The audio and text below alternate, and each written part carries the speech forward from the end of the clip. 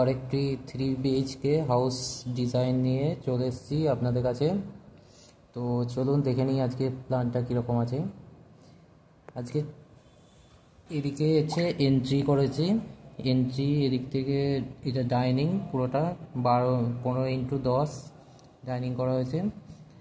Entry নেওয়ার পরে side থেকে এদিকে হচ্ছে কিচেনের পাশে একটু গ্যাপ রাখা হয়েছে, এদিকে গিয়ে এখান থেকে টয়লেট, জেনারেল টয়লেট, আর এখানটা ওয়াশের জন্য একটা বেসিন ব্যবস্থা করা হয়েছে। তো যেহেতু এটা ডাইনিংয়ের মধ্যে টয়লেটটা আসছে, সেই কারণে এইদিকে টয়লেটের দরজাটাই সাইডে করে দিয়েছি।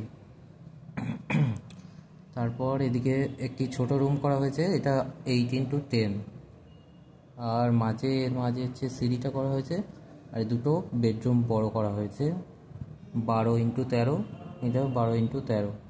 তো টোটাল এটা হচ্ছে 928 স্কোয়ার ফিট হয়েছে একটি 3 BHK পুরো প্ল্যান। তো যদি আপনাদের ভালো লাগে তাহলে লাইক শেয়ার করবেন, পেজটিকে ফলো করবেন। নমস্কার।